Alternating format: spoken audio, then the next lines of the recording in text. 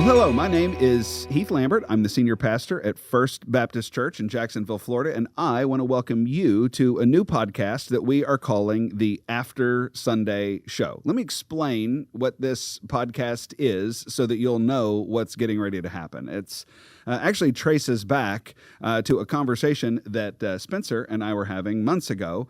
We were having some conversation in a hospital waiting room about the days of Genesis and whether they're literal 24 hours or whether they're figurative, they're literal. But we were having a conversation about that, and Cody was listening to that conversation. He's like, you need to do a podcast where you just talk like that, where there's not any, you just people get to listen to the conversation. And I wondered about that because I don't ever listen to podcasts like that.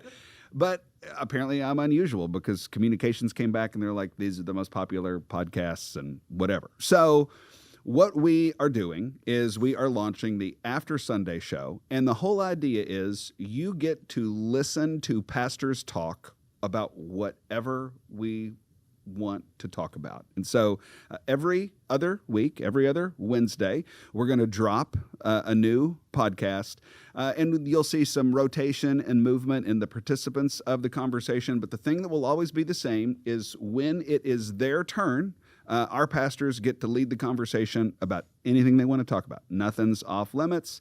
Nothing is hands off. We want to talk about whatever is of interest to them. So this is kind of an opportunity for you to sort of listen in on what pastors talk about when they get to talk about anything they want. And so we are starting out this week, our very first week, with three hosts who also happen to serve as pastors at First Baptist Church. First, we have Spencer Harmon, who is the pastor of our Nocatee campus at First Baptist. We have Richard Lucas, who is the pastor of teaching and reaching, and who prefers to be called Reverend Dr. Lucas. That's going to be a thing.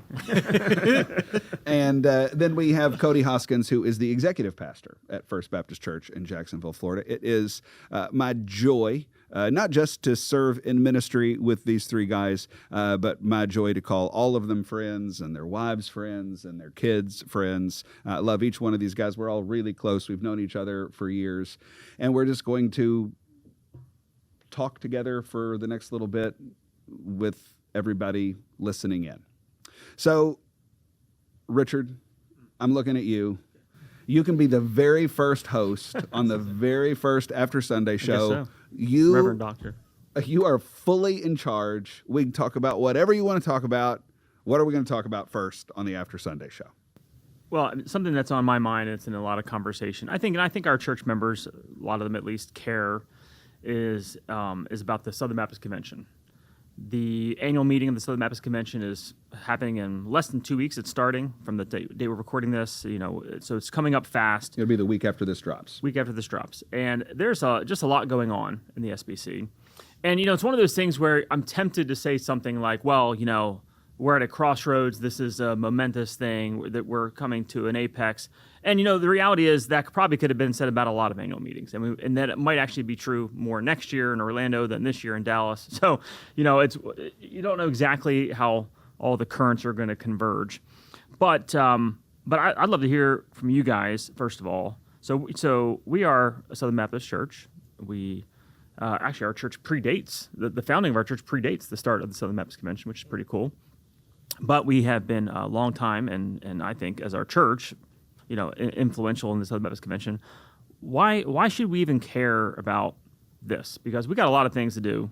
We got a lot of things occupying our day, each and every day, and a lot of ministry that we do is in cooperation with other churches at the Southern Baptist Convention. But a church like ours could do a lot of ministry independent of a convention of churches. So why does this matter? And then I want to get to what are the big things that are being discussed or need to be decided on or are controversial right now in the SBC in particular. So first, why does it matter? Why is it important for us to be part of the SBC, and why should our people care?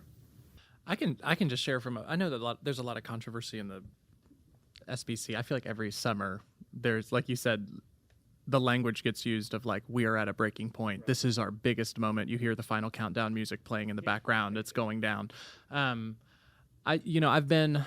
I've been to the convention, and I will say I'll just say the story that most people tell that I think is the most powerful moment is like when you commission all the IMB missionaries. And I think the reason that is such a sobering moment and such an exciting moment for everybody is it's like the room gets reminded of why we got together as a denomination and then why we got together at the annual meeting, which is some wonderful gospel ministry is happening and we are supporting that. So I know when I'm talking to church members in the hallways and when I'm talking to people who are asking questions about the Southern Baptist Convention and they see controversy and all these different things happening, why are we doing this? I always talk to them about that moment. I talk to them about our missionaries overseas and say, at the end of the day, that the main reason that we are together is we are autonomous churches that are cooperating together for the Great Commission. And so when I think back on my memories at the Southern Baptist Convention, I do remember years where there were watershed moments of controversy and different things like that.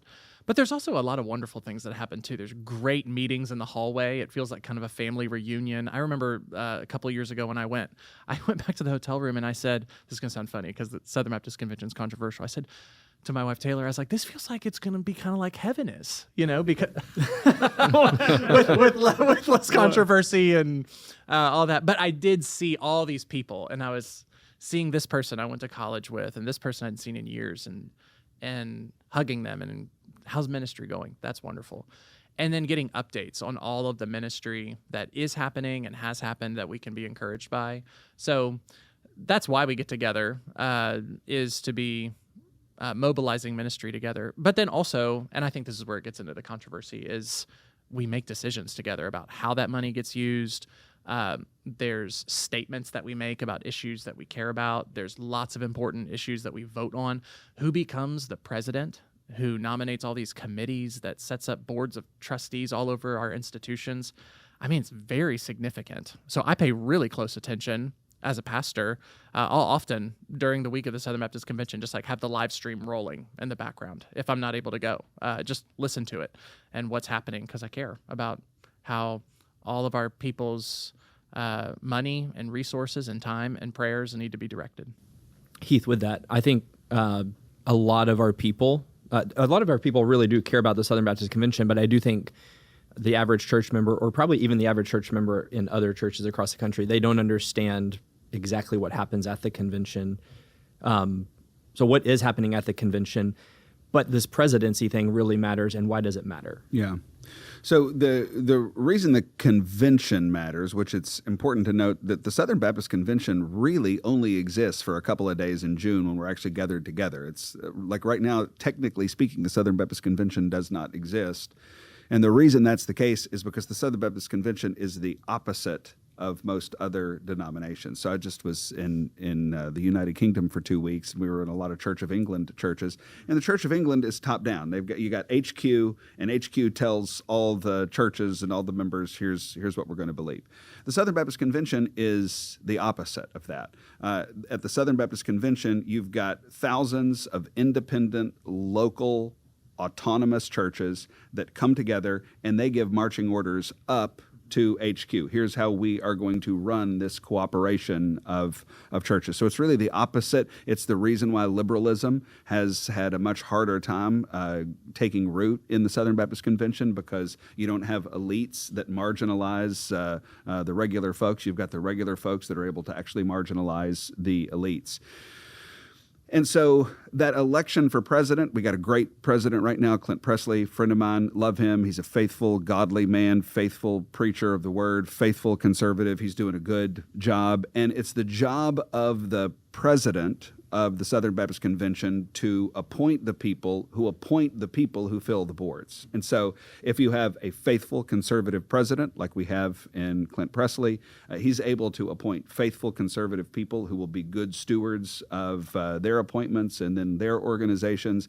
And if you have people who don't take those appointments as seriously, they're going to appoint less faithful, more liberal, or they're going to adopt some standard for appointments that's something less than. We want biblically faithful men and women who are going to serve as our ambassadors on these boards, then you get into trouble. So that election for president is how ultimately all of the convention-owned entities get populated with the leadership that makes the decisions on a daily basis.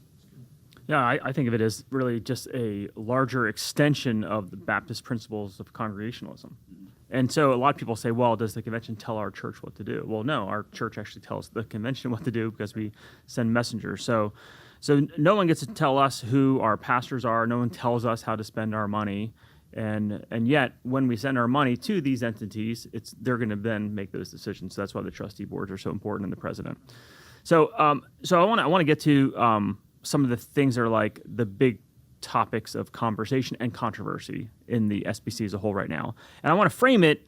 I'll just list what I see as they are, what I think they are, and then you guys can add in or clarify that. I think probably things that are going to keep coming up is one, the law amendment, which was been voted on the last two conventions, but I think it's coming back, so we can talk about that, and that has to do with how we're going to handle. What we say about the issues about women's ordination, women serving as pastors, and what that looks like. Our statement of faith is clear, but how we kind of handle churches that are not following that. Secondly, the ERLC, the Ethics and Religious Liberty Commission. There was a vote about them last year as well, and it's not the first time. And why would they come back up, though? I'm not following you. They're definitely come back up because, if anything, more controversy has ensued since the convention last year. Okay. I think. Right. Yeah. Okay. And then the last thing I'd say is the call for financial transparency in the entities, like 990 level transparency is what it's usually framed as. And I want to frame that in each of those cases, I think each of those issues, part of the challenge is a lack of trust in institutions.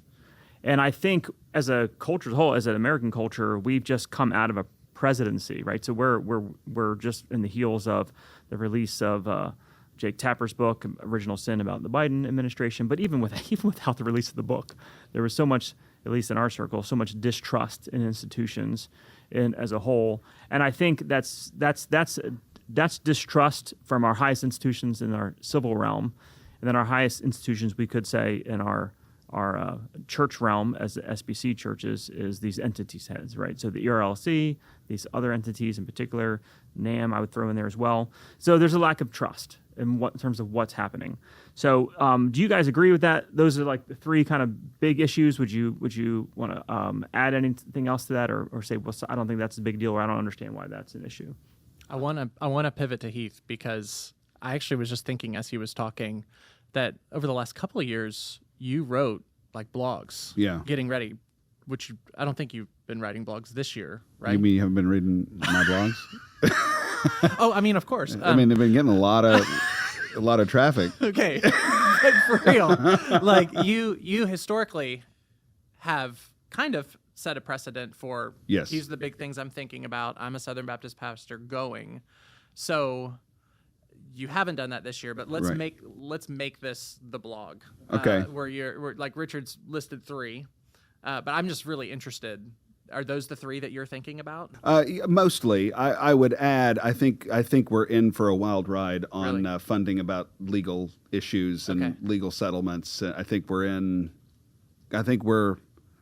It's related to the transparency. It's related to transparency. I think we could be in that has the potential. I'd make no predictions, because you get those people in a room and God Himself is the one who knows what happens. But I think there's potential for that to be the biggest thing that goes down at the Southern Baptist Convention in the last 10 years. Legal. You're talking about the executive committee. Executive committee funding legal settlements. There is a proposal to take that out of the budget this year, and the argument is sort of, hey, we've made these decisions. We're going to have to pay the piper, and I'm not sure that argument is going to be received well. I think that the executive committee is requesting $3 million of cooperative program money. That's correct. It might be a little more than that, but it's $3-ish million. And I think I'll say it this way: if that is not absolutely explosive, I will be shocked. How did we get there? Okay. How did we get there? Okay, so we got there because we got there at a confluence of several different things going back several years. So we got there because of public revelations of sexual abuse that were connected to the Southern Baptist Convention. I say connected to the Southern Baptist Convention because all the allegations were not created equal. There were some, you got the Houston Chronicle that did their reporting years ago, and there was something like 700 cases of sexual abuse. And every single one of those cases are important. Nobody ever thought they were unimportant. It's just that they were unequal. So some of those cases happened inside churches. Some of those cases happened with people who had been pastors. Some of those cases happened with people who were connected with churches, but it didn't happen in the churches. Some of those cases were alleged to have been part of a cover-up at HQ, at the Southern Baptist Convention headquarters and the executive committee.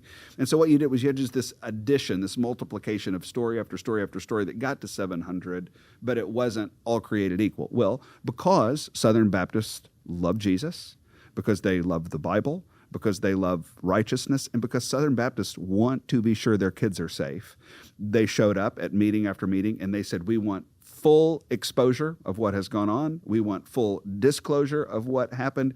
If anybody did anything wrong, we want to know about it. If there was a cover-up, we want to know about it. And it was in the midst of making those decisions that we got into a complicated spot. And so people said things on the record and publicly that they should not have said. They were ill-advised statements. We entered into settlements, legal settlements, financial settlements with people that are disputed and debated. There were legal disclosures and indemnification of liability that didn't have. There were just all sorts of things that happened, and what took place is that the good desire on the part of Southern Baptist to be clear and open and honest and safe and above reproach led to multiple millions of dollars of expenses that have now come due. And not all of those expenses were equally wise. Not all of those expenses were done with the lights on. Not all of those expenses were made transparently, and so there's a lot of debate. Let me just give one debate. We're independent, local, autonomous churches. Most churches don't want to pay the legal bills for a problem that happened in another church. We don't at First Baptist Jacksonville, we don't want to pay the legal bills for a church that did something stupid in Milwaukee that we had nothing to do with. We made none of those decisions. We had nothing to do with that. We're giving our money to the cooperative program to pay for missionaries and theological training and that kind of thing. And so there's going to be distaste about paying millions of dollars of unwise money. I think most Southern Baptists will pay whatever it takes to be legitimately safe, to be legitimately transparent, will pay money that is legitimately owed. But that's where the debate is going to be. That's where the issue is going to be. And if it were me, I would not tell Southern Baptists this $3 million and you're just going to have to choke on it. I would not make that case. As a matter of fact, well, they've already spent 50, yeah, whatever it is. We'll never know. Well, but yeah, they've spent a lot. Yeah. And if it were me, so a couple things are true. One thing that is true is no organization, not First Baptist Jacksonville, not the Southern Baptist Convention, no organization can exist without paying some legal expenses. If every single person who gives to First Baptist Church said, I want none of my money going to pay lawyers, we would go out of business because you cannot function in this society without paying some kind of legal fees. It's true for First Baptist Jacksonville. It's true for anybody who's listening wherever you work. It's true for the Southern Baptist Convention. Reasonable people know we're going to have to pay some legal fees. But I'll just talk personally, my stewardship as the senior pastor at First Baptist Jacksonville is to ensure that our people know that, hey, we got to pay some legal fees, but I'm not asking them to choke back and pay stupid legal fees. They need to know, like, hey, we're paying these legal fees. We're doing that well. We're doing that wisely. We're doing that under advisement. And I think what would be the best thing to do is for those with responsibility to say, listen, let us tell you some of the lessons we learned. We listened to people who weren't our friends. We listened to people who were out for our destruction, and they were masquerading as being our friends, but they were out for our destruction. We disobeyed. legal advice and exposed ourselves to unbelievable legal liability that was unwise. Here are the lessons we've learned, and we are standing before you saying we are sorry for that, and we will not do it again. And now we're asking you for your help. Would you please help us pay the bills on these things that we did, and it is not going to happen again. Here's where we think this is going. Here's what we think is coming due. It's this transparency issue. I think if there was that kind of humble transparency, I think most Southern Baptists would go, fine, I'll do it. Without it, I think we're in for a wild ride. Well, and I think the only way that would happen is if there was already not just those words said, but like some sort of concrete action steps taken. And so, that goes. So the three things I mentioned, that's probably the one that's connected most directly to the financial transparency. And the thing is, okay, look, is that what's best? Well, I don't know. That's to be debated, but it's actually to be decided by the convention of churches, the messengers. But what's frustrating, I think, for a lot of people is it keeps getting caught up in this kind of bureaucratic red tape, deferred to committee, et cetera, et cetera. So they're not giving the messengers an opportunity to do a straight up or down vote. Let the messengers decide if they think that's helpful or not. But I think this mismanagement of money that is so obvious to me as someone who is following this from afar. And then the resisting of the financial transparency. And what's coming out is like exorbitant salaries from people that aren't even like key members of leadership in certain these entities. And I think when we're asking people to give money in our church to further the Great Commission for missions, and we're saying we're giving a percentage of that to the cooperative program of the Southern Baptist Convention, and it gets divvied up according to the proportions that are decided. I think we're asking people in good faith, like, hey, like you're giving that money because that money is going to go to the Great Commission. Now, do I expect the IMB is going to have lawyers to help because our missionary is going to get caught up in legal stuff? Absolutely. But when they're making dumb decisions and then they want to hide how they're spending money, and the things we are seeing money being spent on seems like a complete waste. And most of the churches in the SBC don't have millions of dollars worth of budgets. And so they want a stricter accountability. It's a stewardship issue for me. It's a stewardship issue to make sure our money is going in the to what it's intended. It's kind of like we need the SBC version of Doge. like someone to weed out, because I do think I haven't heard people frame it this way. Maybe you have fraud, waste, and abuse. Right? There's fraud, waste, and it can be well intended. I don't think there's there might be some dark money. In something, well, that's actually one of the concerns for the ERLC, so that might be a segue. Before I switch, so the financial transparency. What do you think about that? Do you think that's a helpful thing? I mean, a lot of state conventions already have it. Every other nonprofit is already required to file it, right? Yeah, it's Christian nonprofits or any other nonprofit. So this would be like the seminaries. This would be the NAM, IMB, ERLC. They'd all have to file these or have that level of transparency they're offering, even if they don't file it. Yes, I think here's I would make this about a very fundamental issue. Leadership only works, particularly leadership in ministry. It's true in any case, but the only kind of leadership I've ever had is ministry leadership, and it's just 10 times truer in ministry leadership. The leadership just takes trust. Yeah, it just takes trust. And it is your responsibility as the leader to gauge whether that exists or not. And if you think there's trust and there isn't, it doesn't even matter if it's your fault or not. It's your responsibility. No, that's right. And you have to do what it takes to get trust. And so anybody who listens to me, I have plenty of conversations with people off the record and on phone calls and text messages and that kind of thing. And what I'm saying publicly is what I'm saying privately, which is we have a trust deficit. Yes. And when you have a trust deficit, you can argue about whatever. You can say, well, that accusation isn't fair or this, or you don't know what I'm trying to do. Take it the wrong way. It doesn't matter. It doesn't matter. The trust deficit is your responsibility as the leaders to fix. And so the only way you can fix it is by proving we have nothing to hide. We're not going to manage the microphones. We're not going to manage the process. We're not going to try to cover anything up. If you want to know it, we'll tell you. Mm-hmm. That's the only way to get it back. Yeah. No, I agree. what's the number one issue heading into this year's convention? And it's a hard question, but Yeah, so I think Richard's right. I think we're going to have an ERLC situation for sure. The so-called law amendment, what our procedure is to keep churches with female preachers out of friendly cooperation, that is coming back first year.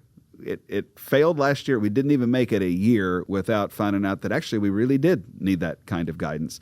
So that's coming back. It's coming back. It's coming back huge. I don't know how it'll come back. Again, we've got to get in the room and see who makes it to microphones and that kind of thing. But that's coming back. Well, it's going to be interesting who's trying to stop it from coming back too.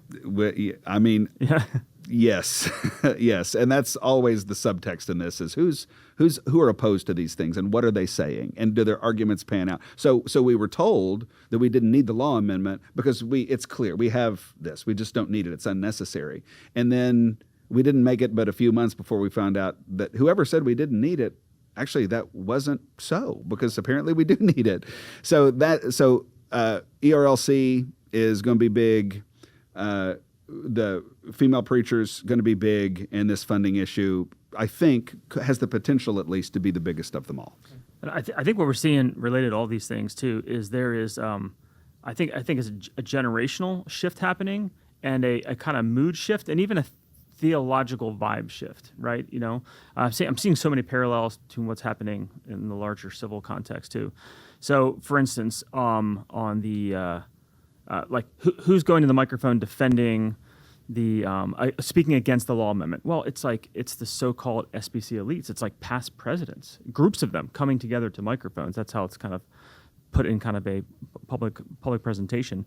So just I think last week there was 10 former SBC presidents that all signed a letter saying that how important the ERLC is. It needs to continue. They're against motions to defund it or abolish it. Not the current president, mind you, but and no, I don't think any entity's heads would have been part of that, of course. But but to me, it's like there's a tone deafness to all the concerns, and then it's becoming a party of the like a divide between the elites, so to speak, like, you know, these kind of like people that have held power, been past presidents, think they can speak, and then they expect people to kind of get in line, and then there's a whole bunch of average church folks, pastors, lay leaders, messengers that are there that are they just don't care what they have to say.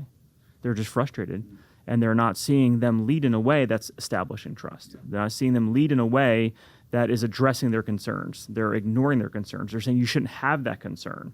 They're not even trying to help establish that. They're like, that's not a thing. Leave that alone. So that's a problem. But so what if we hang here for a minute? Okay, What sure. is the ERLC? What do they do? And then let's talk about what are the concerns there. It's an acronym for the Ethics and Religious Liberty Commission. It is an entity of the SBC. They're funded through cooperative program money, and they are you could say the public policy arm of the SBC. They exist to engage in issues in the public square, the civil square, on behalf of Southern Baptists. Okay. What are the concerns? Well, concerns is they've been out of step with the Southern Baptist Convention rank and file for a decade and a half now. Kind of started under the leadership of Russell Moore. But I think it'd be fair to say that he began what would be seen as a clear drift and a separation from the concerns of regular Southern Baptist churches as those were represented in sort of our public policy arm, that separation of here's what Southern Baptists care about and here's what you're representing, that drift happened, really was highlighted during the first Trump campaign. Donald Trump is not an easy personality for Christians to process because on the one hand, there's a lot of elements of his life that all of us would go, that's terrible. On the other hand, in a binary situation where you have to choose between Trump and Clinton or Trump and Biden or Trump and Harris, we have to weigh realities in an imperfect world. And I think that most Southern Baptists felt like Russell Moore's representation of his view of Donald Trump was such a caricature and such a bend away from what they thought that why are we paying this guy? He left, and I think it's common knowledge. I think everybody this sort of open letter that he wrote, which was couched as a leaked letter, but really it was always intended to be public. That created some bad blood, and now you got Brent Leatherwood, who's the head of the ERLC, who is leading in the same way that Russell Moore led, and there just is continuing to be this sense that there's just a cleavage between this entity that we fund and what we actually believe. And it's created this question of, do we really need this anymore? And that's the debate that letters from publicly released letters notwithstanding, that debate's gonna happen at the Southern Baptist Convention this year. There's just a reckoning there. I mean, I just think about the conversations that I have with church members as we get close to the Southern Baptist Convention. And I think that for at least 3 years in a row, the ERLC comes up every time. And I'm not telling people what to ask me. They're just saying, well, what are we doing with this again? That's the question. And as a pastor, how do I answer that question? It's like, actually, I don't know. I actually don't have a great answer for you, because the things that you're bringing to me are valid concerns. And I think it gets to this issue of trust, is that when the issues come up, we're not actually talking about substantive things. So we're like trying to bring up substantive problems, but oftentimes I think a normal Southern Baptist can feel a little gaslit by the whole thing of like, why are you even asking that question? Like, what's wrong with you guys? Like, don't you see all these other people trust them? Like, you're the problem. You need to stop being so suspicious, stop believing a bunch of conspiracies about these things. That's one way to answer a question. Another way to answer a question is just to listen to it and to say, well, let me answer your question. Let me answer the substantive concerns that you have. And what happens as you do that over a number of years is you actually start building trust, because you're answering questions in good faith. Even if you don't like the question, even if you think the question is even coming at you in bad faith, if you answer it in good faith, what that does to a normal Christian who loves the Lord and loves people and wants to see the gospel go forward is they say, I know that person's trying to answer my questions in good faith. And I think that we're just starving for that right now as Southern Baptists. And all of these issues that we've been talking about is, can we get substantive, not weird, strange diplomacy things going on where we're like nodding at these people and nodding at those, but just answer the question. And that's what we're not seeing. That's what we're not seeing. And I think one of the reasons that doesn't, they're writing them off. That doesn't resonate with pastors is, we're all congregational churches. So what pastors do all year long in their congregational churches is they answer questions from their church members. And so then when they go to the Southern Baptist Convention and they're part of a massive business meeting that they lead back at their churches with Robert's rules and everything, and it feels like, okay, you're not doing what I do all the time with my people, and now I've got to go back to my church and I've got to answer this question for you, but you're not giving me anything to answer with. I think that's a major concern, and that's the reckoning moment. It's a reckoning of trust, and then a reckoning of candor. I think oftentimes when there's tension in an organization, whether it's political or the Southern Baptist Convention, it very easily gets painted into two camps. You got this camp and this camp, but usually when you're involved in things, you just realize it's more complicated than that. I remember I was involved in local politics back in Louisville before I moved here. And you get on a whiteboard and start drawing circles of who's in what camp, and you just realize it's actually a really complicated set of concentric circles, and these people align with this person and this person, but this person only aligns with that person. Mm-hmm.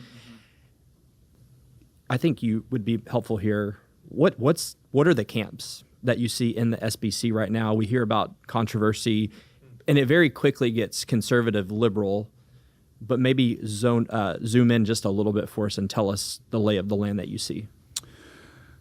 I think that's an unbelievably hard question to answer. And I think some of it is case specific. Like, we would talk about the lay of the land a little differently on women preachers and cooperation than we would on disclosure on abuse and legal settlements. And I don't think it's one size fits all.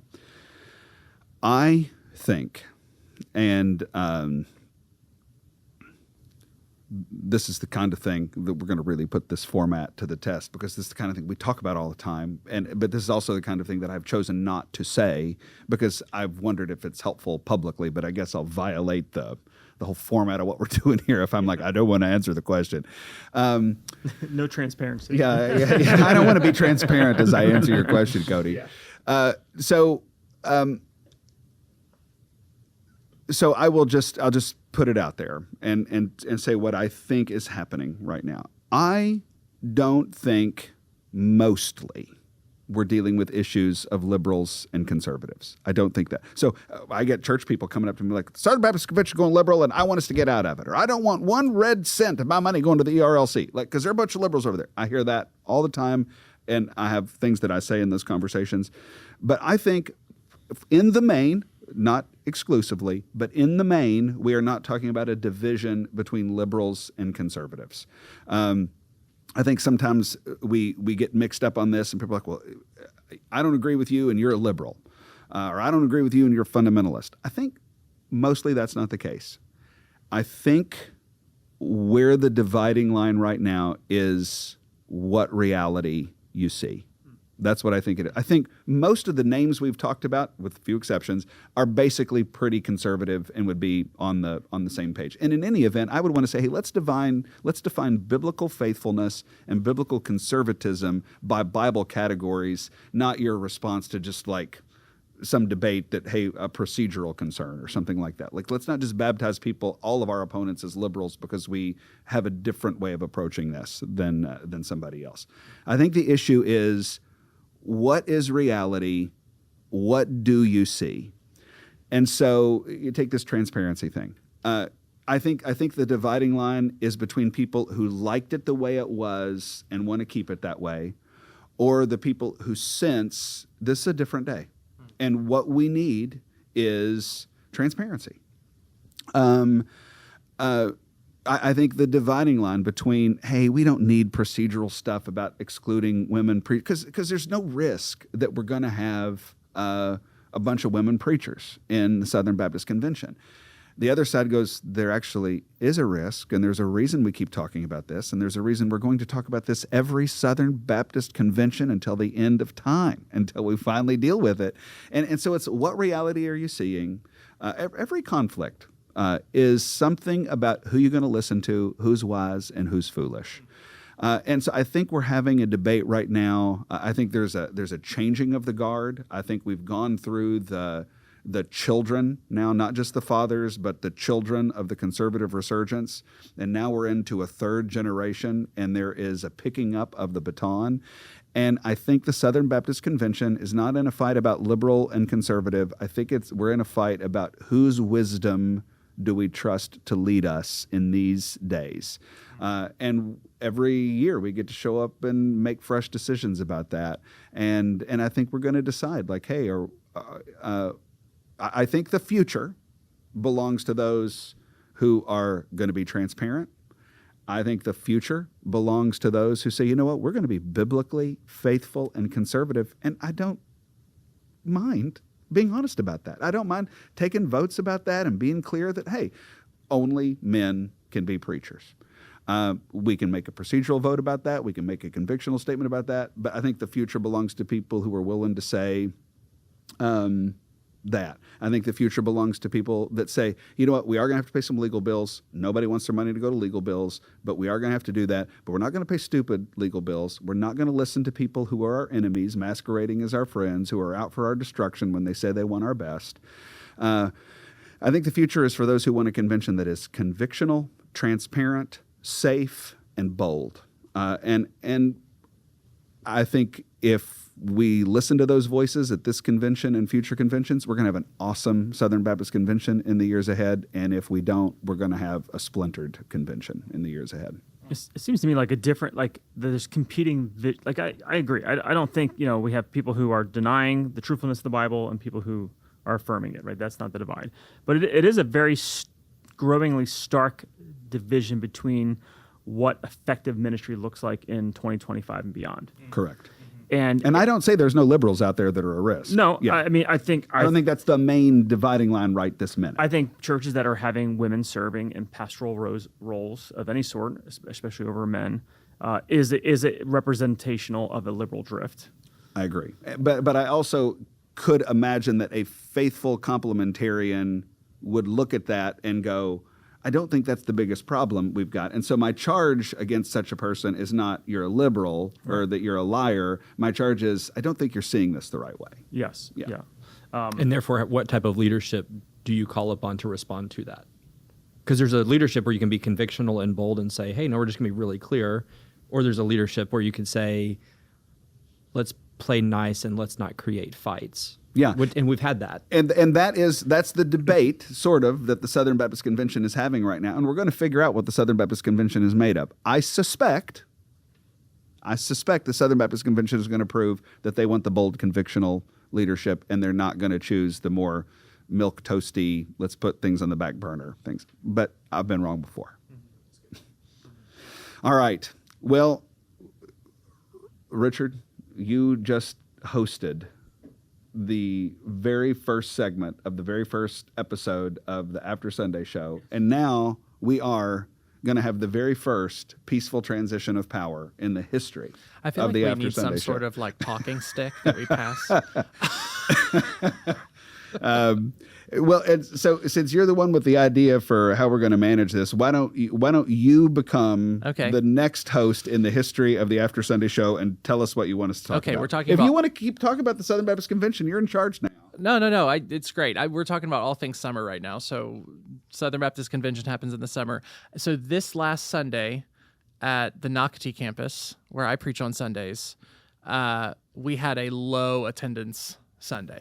So normally we have around 500 people at Nocatee. We had like 450 people at Nocatee. And that's bad news for Spencer because his pay structure is predicated on attendance. That's So- exactly right. I'm going to talk to you about that later.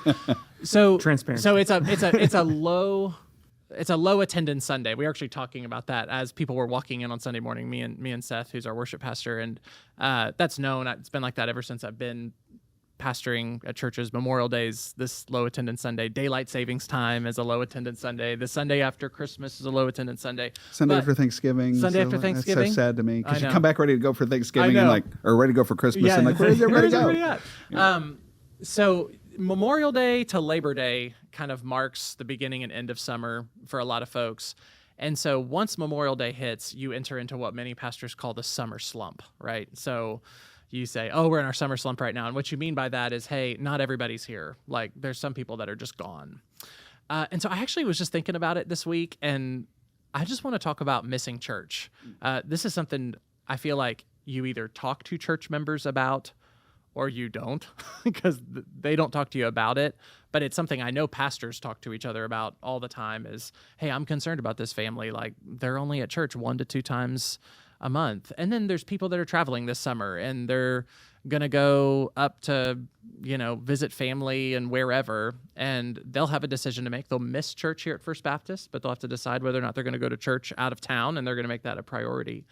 So just let's talk about this for a second. Why should you miss church? If you're a Christian and you're someone who professes to know Jesus, go to church, what are good reasons to miss church? And I just want to hear you share, each of you, what are good reasons to miss church? And then I'm going to ask a follow-up question about something very specific. And Because why you people have the miss church. stomach bug and you don't want to share that love Okay, with others. so sickness is a good reason to miss church. Do we all agree about that? Yeah. Okay. Any others? Richard doesn't miss when he's sick. but- Yes. Depends Yes. what kind of sickness. Any other reasons that you think are good, legitimate reasons? Well, if you're physically unable, Physically unable. whatever that might, some immobility or something like that. Does brain surgery count? That Yes. that would be an immobility. good reason. Yeah, we've got precious members at our church that want with everything they have to be here, but they just can't. Some are homebound more permanently. Some it's more of a temporary thing, a surgery or whatever. Some it's a sickness that week, or they're caring for a sick family member too. if you're out of town, Traveling. there's lots of reasons to be out of town. Now the question is what to do when you're out of town and how to plan that travel. That can be a follow-up question if you want to go there. Okay. But if you're physically not here, you can't come to. If you're not in Jacksonville, you can't come to First Baptist Jacksonville. So sickness, traveling. Anything you'd add? Yeah, the thing I would say, and this is the assumption of what you're saying, is what I lead with is don't miss. That's right. Like, we just made a decision as a family, we're not going to miss. When we miss, it is the exception that proves the rule. Like, hey, listen, your church needs you. Yes. You need your church. You don't want to slip into. So we just don't make decisions that are going to have us, at least regularly, out of church. So don't miss. And then if, as long as that's your bent, I almost don't even care what the answer to the other thing is. Yeah. Like, if you're the kind of person who's like, I know it's important to the Lord that I'm there. I know it's important to me that I'm there. I know it's important to my family that I'm there.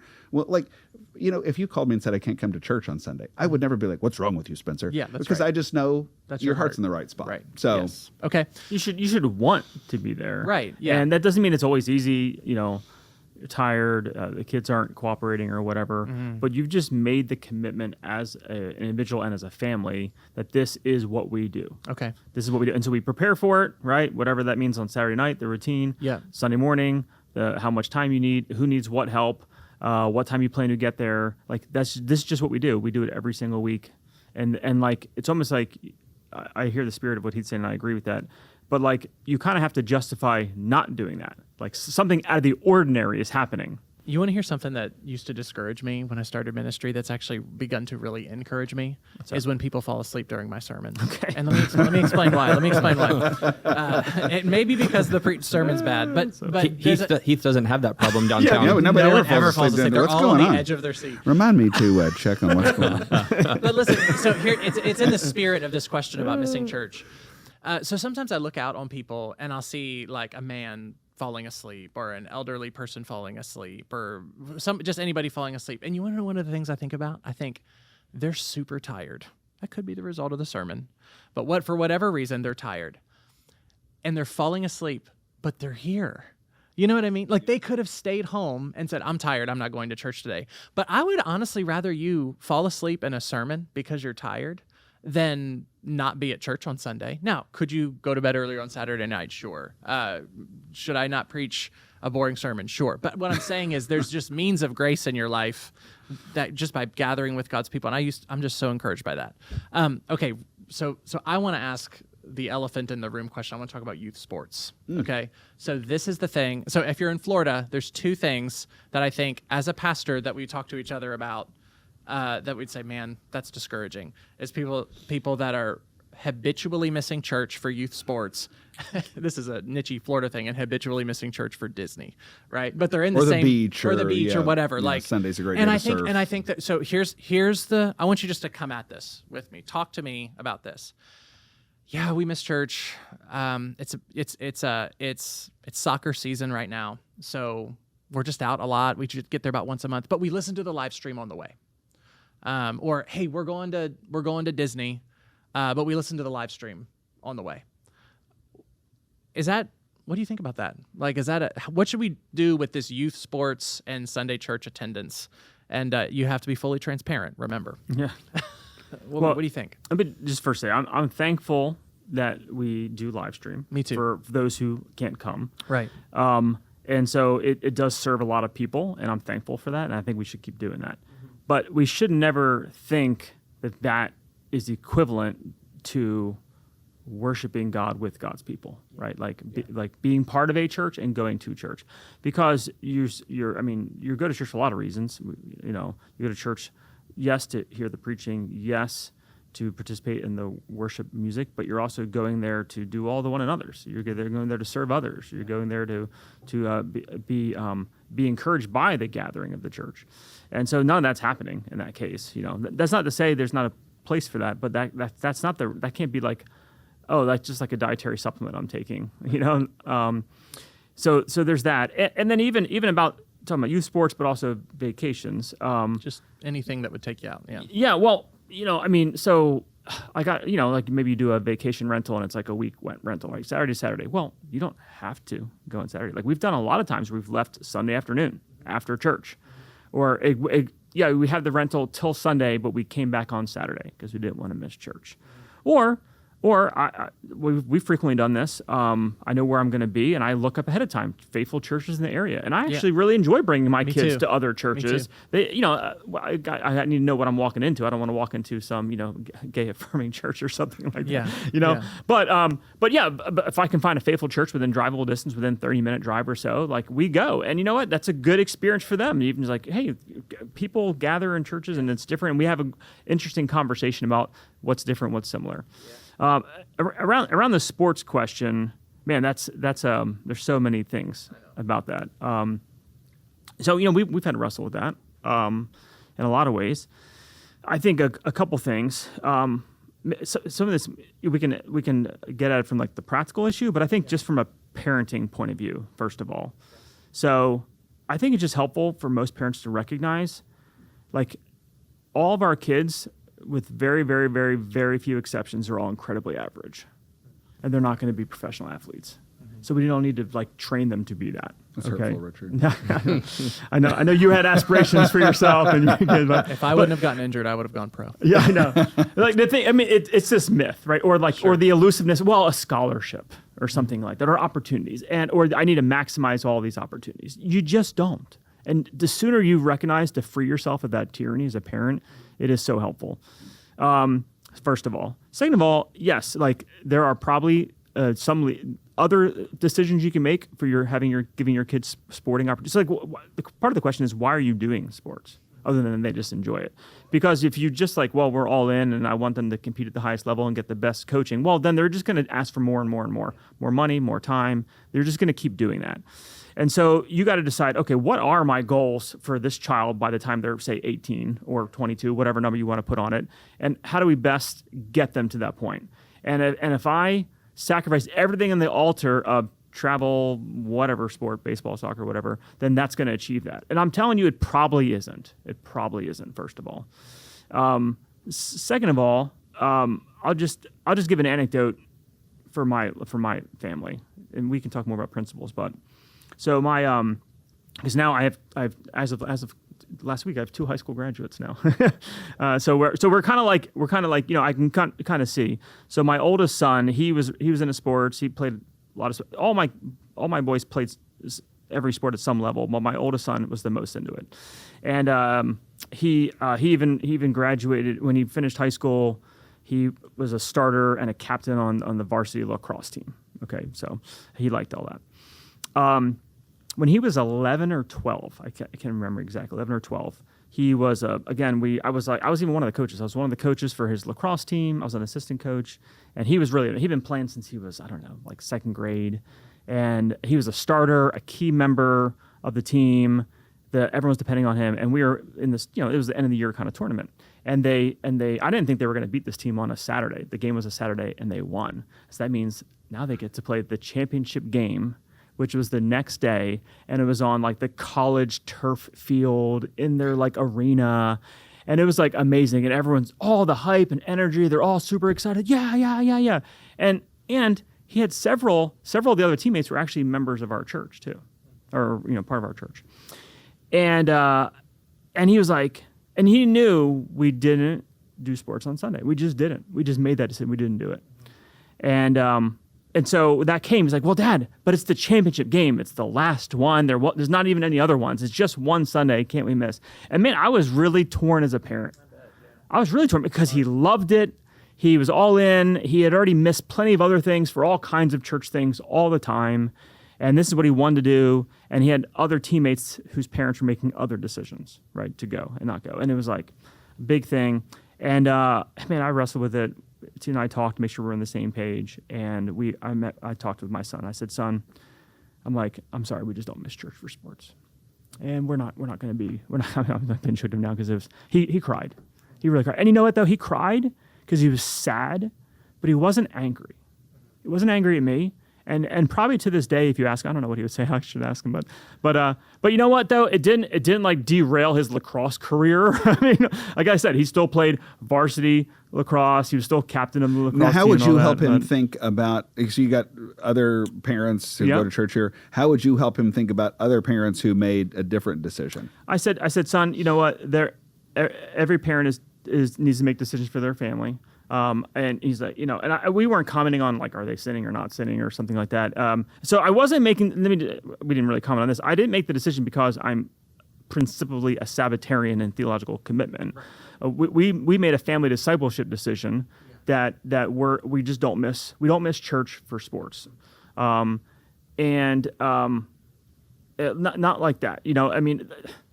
If we were out of town and something happened, I'm not saying there's not exceptions. I'm just saying this was like a moment where I had to draw a line in the sand for what we value as a family. And I'm sorry that he had to pay that price, but I'm kind of not, because I think he recognized how important that is. He was away at college this past year. So I wasn't there to wake him up to go to church every Sunday. He didn't have to go to church, and yet he did. And he got involved, and he was serving in the church, and he made those decisions independently, and that's his plan for his family. And so I'm thankful for that. And you know what? Could he have maybe played collegiate lacrosse if we had made different decisions and invested in those? Maybe, but to what end? He plans on coaching his kids in that sport, and he's done enough to do that, and that's fine. So it's one piece of the puzzle of a lot of things, but we just said we weren't going to do that, and he was okay with it in the end run, and he trusted me. I think, like, okay, Dad, like, this is what our family does. Yeah. Okay. He wasn't angry that he couldn't go. He was just sad and disappointed about it. Yeah. Which I get. Do you guys want to add anything? I would say that the principles are, so like we maybe done it just a little bit different than you have. We've said we don't make decisions. You didn't say this. You didn't say anything different than this. We don't make decisions that sign us up for things that are going to have us missing church. So there was this one time where there was this league, and practice was on Wednesday night, and it was going to mean so it wasn't even Sunday. He was going to miss like a month and a half of Wednesday church, and we're like, we just don't do that. So we just didn't even sign up.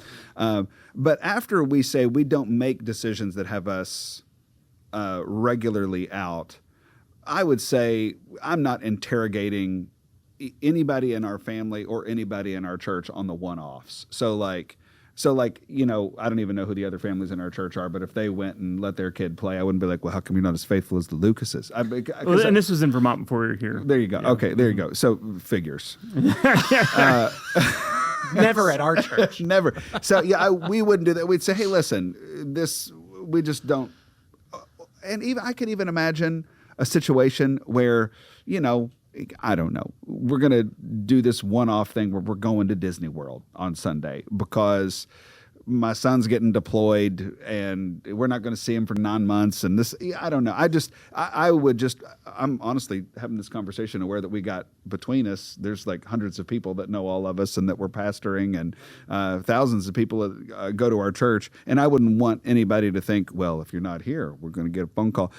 Because what we are emphasizing here is the trend that we're committed to being at church, and we're not investigating the one-offs or the individual. And we didn't have a disposition of judging other people for making different decisions. That wasn't the posture.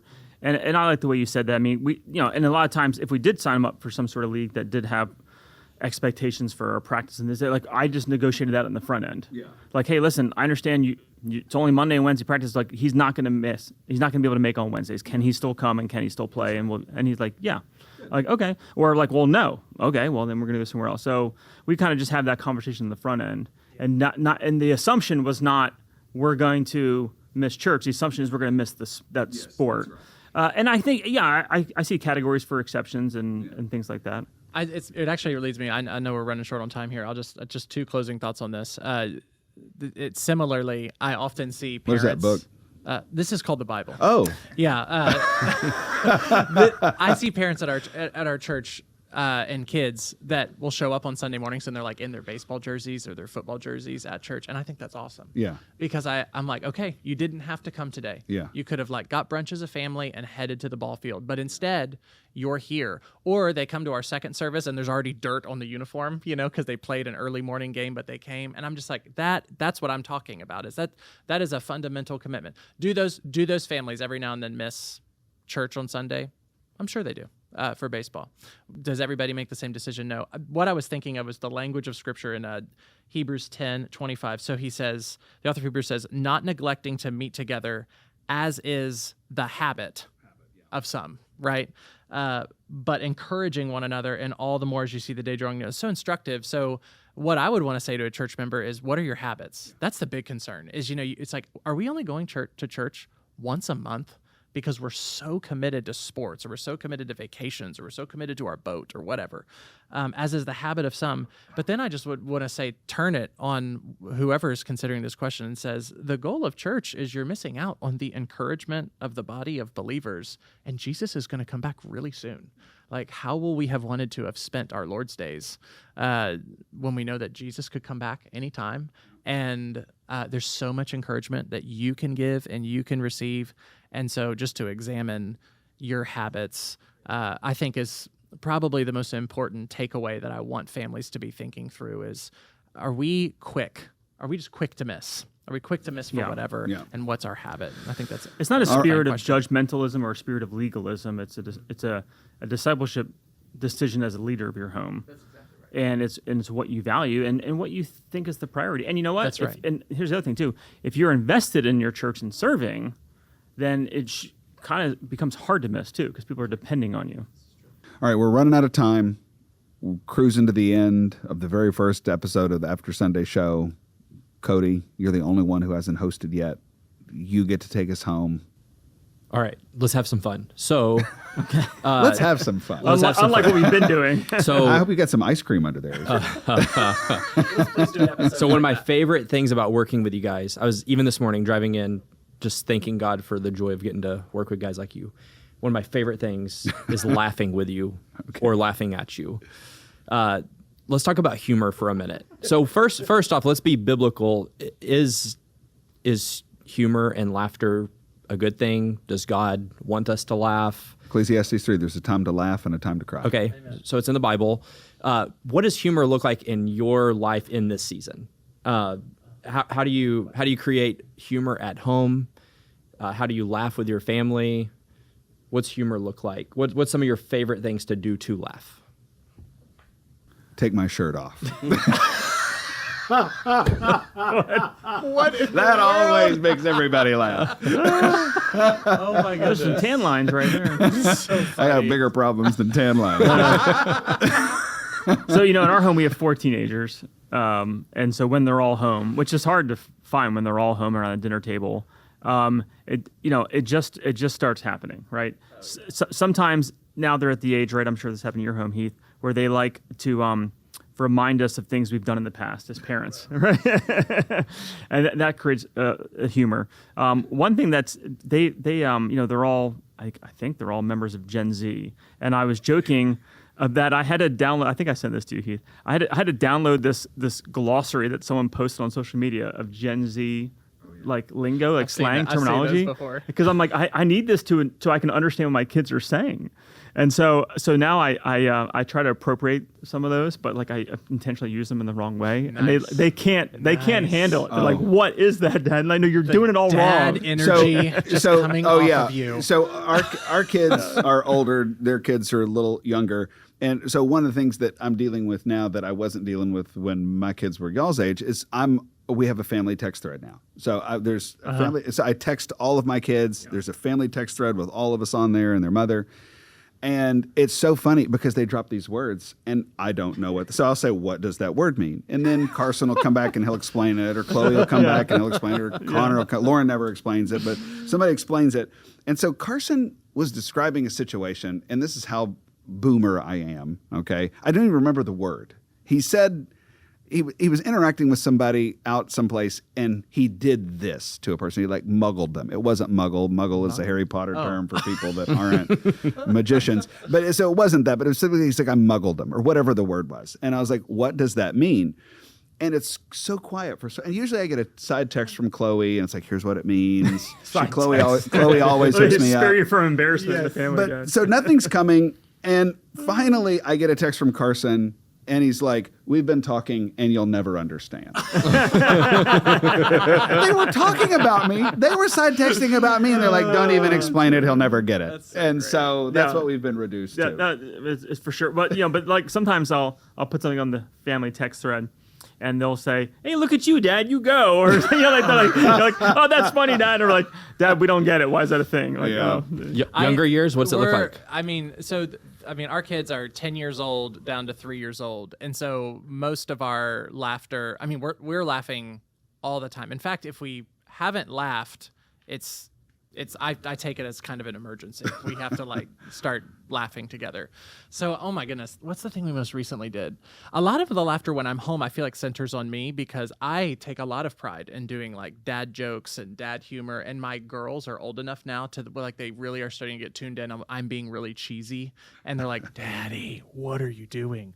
So they taught me this dance recently that's like really popular with some of their friends, and so they like spent like an evening teaching me how to do this dance, and that was just this object of a ton of laughter in our home because There's you got to can be some imagine. video footage of yes, that. there is video footage. Maybe we can find add that in the video. show notes. I know Taylor took a video of it, but it's honestly our years right now. But young, so it's like cheesy dad humor for the older girls.